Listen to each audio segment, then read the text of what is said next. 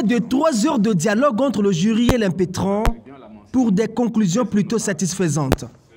Dans le fond, le jury a jugé votre travail recevable et à l'unanimité, déclare docteur en philosophie, vous attribuez la mention très honorable. Désormais docteur en philosophie, option logique et histoire des sciences, Alexandre Tsongue Ngasaki a réussi la défense de sa thèse ce samedi.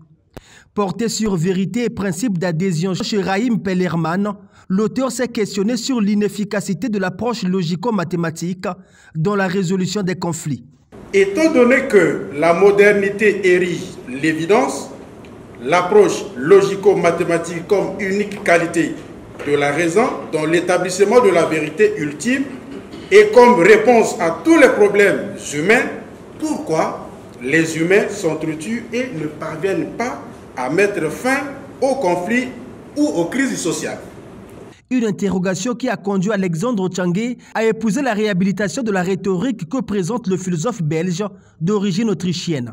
Cette thèse vise comme objectif principal à montrer en quoi la critique perelmanienne du cartésianisme et du positivisme serait à l'origine de la réhabilitation de la rhétorique ou de la théorie de l'argumentation. Et cet objectif se justifie dans la mesure précisément où Perelman tente de comprendre le statut de la vérité dans le champ de l'argumentation par l'injonction du principe d'adhésion initié par lui-même. Une thèse de près de 400 pages qui est passée au crible de la réflexion des membres du jury, composé entre autres du Togolais Maoussé Adotevi, de l'Ivoirien Christian Yao Kouadio, présidé par le désormais professeur émérite Charles Zakari Boaou. Des observations de fond et de forme. Si vous n'avez pas les informations précises, je vous suggère d'aller les chercher et de dire vraiment ce qu'on doit dire quand on parle par exemple de la crise des fondements. Ce qu'on doit dire quand on parle des théorèmes de l'incomplétude de Gödel. Des questions. Quel lien y a-t-il entre vraisemblance et radicalité éthique, puisque vous convoquez à la troisième partie la radicalité éthique du professeur Boaou?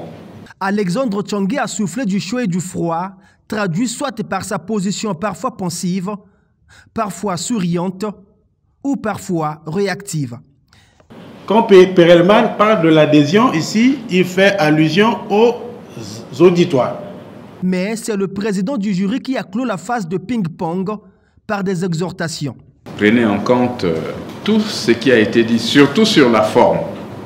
Alors là, vraiment, bon, c'est vrai qu'on travaille un peu dans les contextes difficiles, mais sur les questions de forme, il y a un toilettage important qui mérite d'être fait. Le plus heureux, c'est ce professeur qui ne cesse de produire des docteurs, Évariste Boboto, qui est aujourd'hui à son 6e élément. Parce que dans le principe d'adhésion, quand quelqu'un parle, il doit susciter l'adhésion de l'interlocuteur. Or, susciter l'adhésion, ce n'est pas une imposition, ce n'est pas un dictat. Il faut avoir du tact. S'il faut se rabaisser à un niveau inférieur, on se rabaisse pour que l'auditeur puisse vous comprendre.